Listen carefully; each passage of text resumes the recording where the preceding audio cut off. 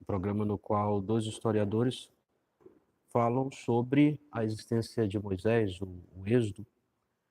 Então nós vamos olhar esse vídeo, vamos analisá-lo, e lembrando que nós vamos analisar do ponto de vista pressuposicionalista, né, do ponto de vista da apologética pressuposicionalista. Então vamos ver o que esses historiadores falaram sobre a existência de Moisés e sobre a existência do Êxodo. Moisés. Historicidade de Moisés. Isso é simples. Ele realmente não existiu como figura histórica conforme está na Bíblia. É mesmo? Ele não existiu. O quê? Eu adoro a simplicidade do John. Que bom. Que uma coisa. Não há provas? Não tem Então a gente provas vê nem aqui do que ele já começa com uma afirmação bem categórica, a afirmação de que ele não existiu como nós encontramos na Bíblia, como nós encontramos na Escritura. Êxodo do Egito a gente também não Também encontra não tem. provas. Do Êxodo tem prova negativa. Em que sentido? Que naquela época... Que, assim, você tem evidências de que não poderia ter acontecido. Né, prova negativa. Henrique, quer comentar? Vamos. Eu não bato martelo nessa questão. Eu acho que Então, como poderia ser essa evidência de que não poderia ter acontecido? Que evidência é essa? Será que ele vai nos dar alguma? o Êxodo, tal como está descrito em Êxodo, certamente não aconteceu. Porque é uma quantidade de pessoas muito grande, são 600 mil homens do Veja aí a exército. certeza com a qual ele fala, né? Certamente não aconteceu. Dos israelitas, você inclui aí então as crianças, os idosos, as mulheres, daria mais ou menos, se estima mais ou menos, seriam 2,5 a 3 milhões de pessoas ficando 40 anos ali rodando numa região. Isso deixaria algum vestígio arqueológico de cerâmica, de objetos que foram utilizados, ossadas, coisas desse tipo. Né? Mas Será que deixaria? A gente vai ver isso mais à frente. possibilidade de um evento que é o lastro histórico do Êxodo ter acontecido e depois ter crescido na tradição oral e se tornado mais mitologizado, mais lendário, e tornado um mito fundacional daquele povo, eu acho que não é possível descartar. E, de novo, a gente entra naquela questão da quanto de evidência a gente precisa para considerar. Não, mas era plausível nesse ou não sentido historicidade, até que eu né? estava falando, assim, Moisés bíblico, esse que libertou Então a ideia dois... dele é que não aconteceu como nós temos na Bíblia, como nós temos na Escritura, mas que é possível que tenha existido uma grande inundação. Uma grande inundação é a questão de Noé. É possível que tenha existido um grupo de pessoas que saíram ali do Egito, um grupo de pessoas menor do que aquilo que fala na Escritura. E esse grupo de pessoas tenha ido morar ali na terra de Canaã, e depois esse evento histórico dá origem a um mito, a uma lenda que chega à sua forma final como nós encontramos na Escritura. Mais ou menos essa é a ideia dele. milhões de sim, pessoas sim. do Egito, esse não. Mas como o Henrique falou, essa ideia de ter algum líder que tenha libertado, talvez algum grupo de escravos que não deixou um registro, isso realmente é uma coisa que pode ter acontecido. Mas tem evidência de que os judeus eram escravos? Os judeus não, os hebreus. Né? Os hebreus eram escravos no Egito? Não, isso a gente realmente não tem. Não tem nenhum tipo de evidência nesse sentido. Até, como o Pirula mesmo disse, existe até evidência negativa. Por exemplo, a ideia de ter lá 2 milhões de pessoas circulando na Península do Sinai. Não existe nenhum registro arqueológico disso, e teria que ter. Porque essa quantidade de população equivaleria a 1/3 de todo o Império Egípcio. Era muita gente para aquela época. Mais até, acho que uns 2/3. Assim, Por aí. Não, e 40 anos. 40 A gente não tá falando de 40 dias. Então essa é a chamada evidência negativa que ele fala. A gente vai falar sobre ela um pouquinho mais à frente. A gente não tá falando de 40 Tem muita meses. gente, né? A Sim. gente tá falando de 40 meses. E outra, a Península do Sinai não tem nada. É? Não? É Não tem um nada, é deserto, né? deserto. Na época também? É um deserto Provavelmente com pedras, deserto. né? Então, porque essa é uma grande questão. Porque, por exemplo, o pessoal situa com Moisés, né? Com Moisés, não. O pessoal situa Moisés com Ramsés, mas também não tem Não, nada não. que consiga colocar Ramsés com qualquer. É que alguns tentam relacionar com Ramsés. Tribulações na época de Ramsés, né? É que alguns tentam relacionar com o faraó Ramsés, porque no livro de Êxodo a gente tem uma cidade chamada Pi-Ramsés, onde os israelitas estariam trabalhando. Então, para Pi-Ramsés existir, teria que ser depois de Ramsés, que desenvolveu essa cidade. Mas tem alguns, até o Henrique fez um vídeo mais recente no canal que eu achei legal sobre o papiro de Pulver, né? O Pulver, que é alguns que o pessoal tenta, assim, geralmente aqueles que são os cristãos mais fundamentalistas. Eles tentam relacionar esse papiro de Pulver com as pragas do Egito, mas que na verdade ele não tem relação direta com isso. Que é um manuscrito que ele é do século XIII, mas ele remonta ainda a um acontecimento lá do século XVIII, antes da Era Comum. Então não tem nenhuma relação nem com o período histórico de Moisés. Então, é por aí assim. Isso é, então, em resumo, o Moisés que nós temos na Bíblia, libertando 2 milhões de pessoas, ficando vagando 40 anos, não existiu. Mas talvez um líder que libertou, talvez um grupo de pessoas, quem sabe 100 pessoas, ou talvez menos, não sei, por aí, que deu origem, depois de muitos séculos, a essa história, como uma história de fundação de todo Israel, esse líder talvez pode ter existido. Entendi. Né? Nesse sentido.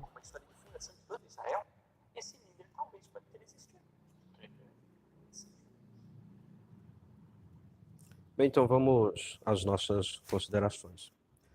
A primeira coisa que nós erramos é quando nós olhamos para esses historiadores e nós achamos que eles estão falando de um ponto de vista neutro.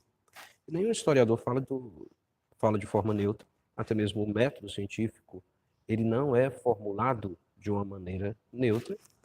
E a ciência moderna, que é a ciência moderna, a ciência na pós-modernidade, ela vai ter como seu fundamento um pensamento filosófico, que é o naturalismo filosófico. Né? Eles têm até aquilo que é chamado de metodologia, é naturalismo metodológico. Né?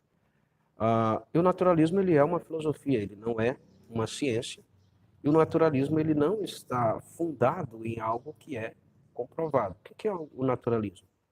O naturalismo é a ideia de que o sobrenatural ele não pode interferir no natural.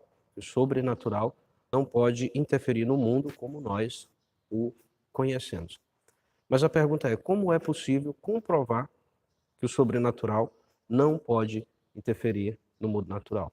Então, quando esses especialistas eles vão fazer essa análise a respeito dos acontecimentos bíblicos, eles já partem desse pressuposto. Não é que eles estudam e estudando, então eles chegam à conclusão de que o sobrenatural não pode interferir no natural. Não, eles já partem disso como princípio. E se eles já negam que isso é possível, então eles não vão chegar à conclusão de que Deus interferiu para libertar o povo de Israel ou algo parecido. Então é claro que eles não vão chegar à conclusão de que existiu Moisés como é descrito na Bíblia, como é descrito na Escritura. Então eles não partem de um pressuposto neutro, e mesmo que ele partisse de algo neutro, já é uma posição. O meio, ele é um local, ele não é um não local, o meio ele é um local e o meio também vai estabelecer a maneira como a pessoa vai olhar para o demais. Então, a Escritura, o erro de muitos cristãos é querer que a Escritura ela seja comprovada cientificamente, ela seja fundamentada pela ciência. E a Bíblia ela não precisa ser fundamentada pela ciência. A ciência não é o fundamento da Escritura. Porque a Escritura é que é o fundamento da nossa cosmovisão.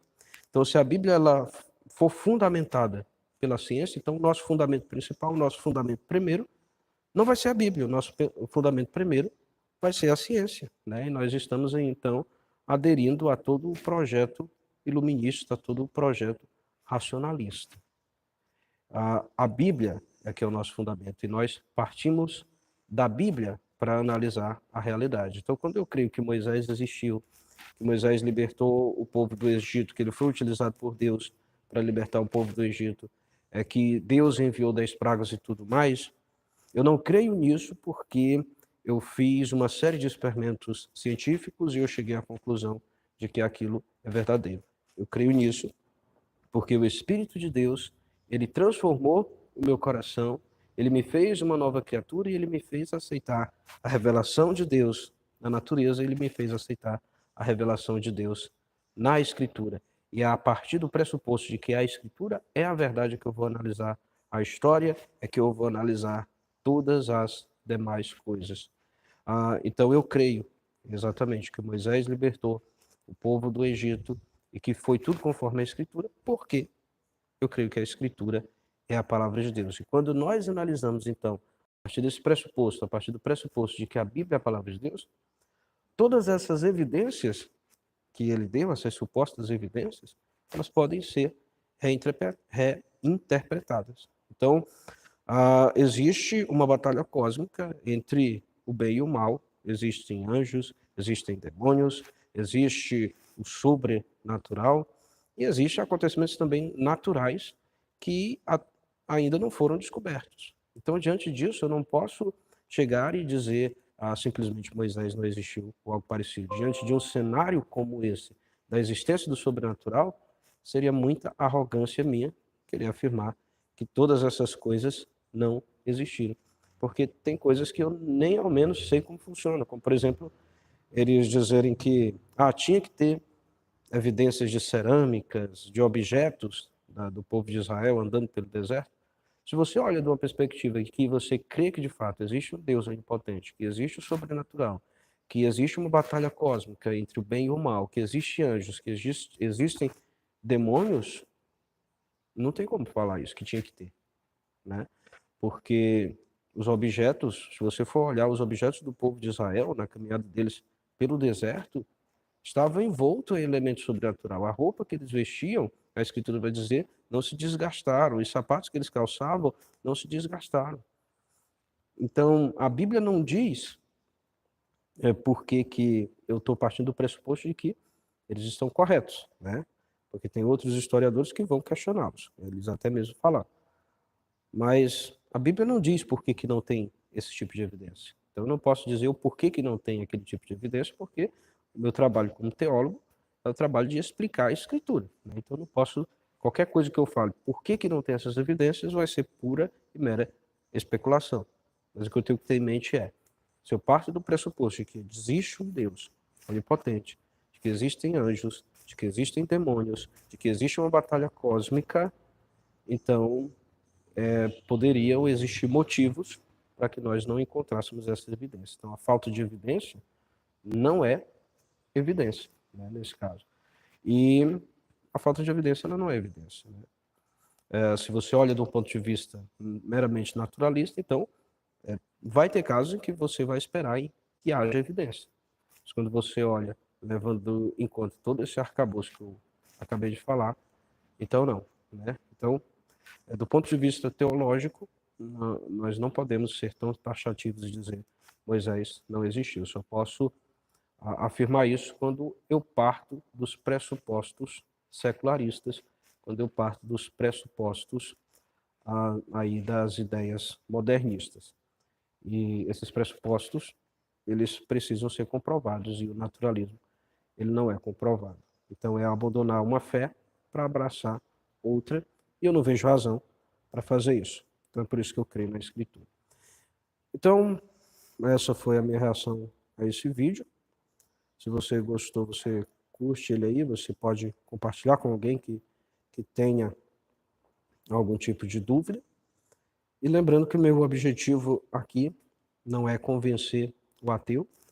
O meu objetivo aqui é mostrar para os cristãos que não faz sentido eles abandonarem a sua cosmovisão para abraçar uma cosmovisão secularista e analisar a Bíblia de uma outra cosmovisão. Se nós analisamos a Bíblia a partir da própria Bíblia, se nós analisamos a Bíblia a partir da cosmovisão bíblica, então não existe contradição. E eles, quando enxergam contradição, é porque eles analisam a Bíblia a partir do secularismo e eles analisam o secularismo a partir do próprio secularismo. Eles também cometem uma falácia circular, né? Eles analisam a natureza e defendem o naturalismo a partir do próprio naturalismo, né? Então, eles cometem aquilo que é chamado de uma falácia circular, e aquilo que eles nos acusam, e o fato é que toda cosmovisão vai ter o seu axioma, que você não vai argumentar de outra forma, a não ser de uma forma circular. Então, que Deus possa estar cada dia fortalecendo a sua fé, e que o Espírito Santo possa estar cada dia agindo em seu coração.